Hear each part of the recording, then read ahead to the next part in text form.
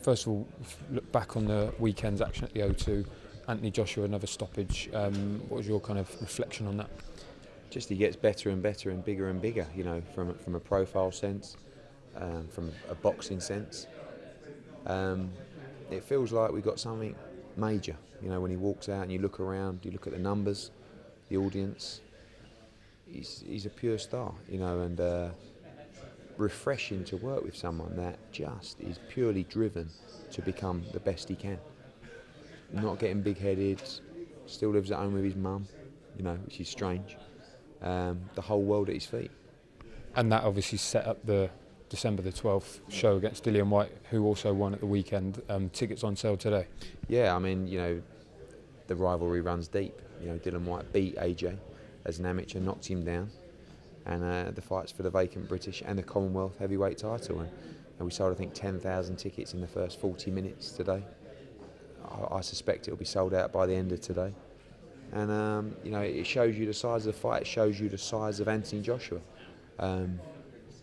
Just, you know, I haven't felt like we've got some, you know, a prospect like this, a superstar for a long time. And the future's bright for Anthony Joshua for sure.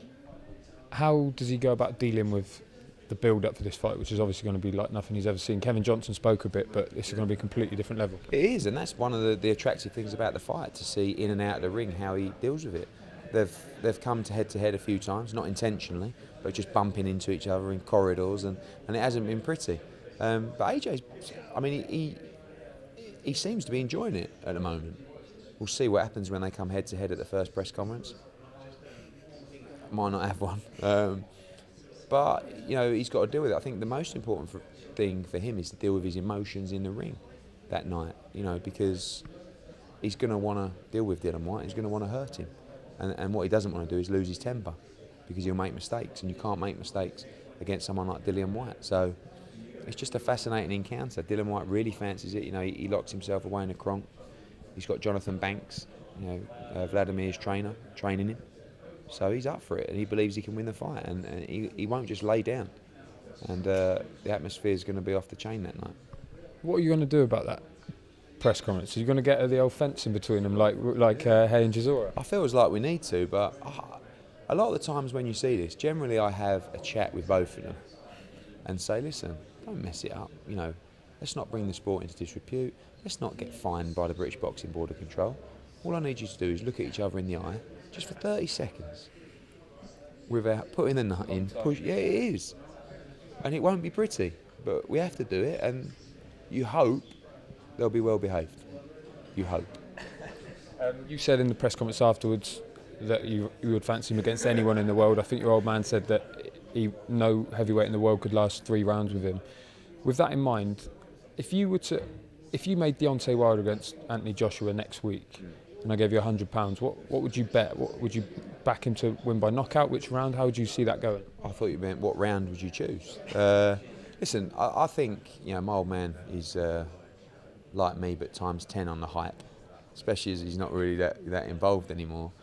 But I believe he beats any heavyweight in the world now. It doesn't mean we'll put him in with any heavyweight now, because he's not the finished article.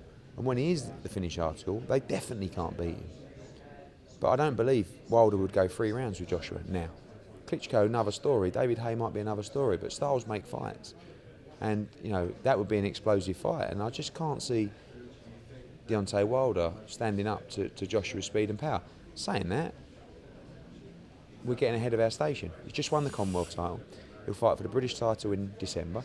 Probably fight for the European title in February or March. So... And Wilder's WBC heavyweight champion of the world, so we give him ultimate respect, but everyone's got their opinions. And my opinion is he beats Wilder in great style. But there's no point, mate, you know, coming out and giving it the press releases about that, because we're not there yet, so it's irrelevant at the moment.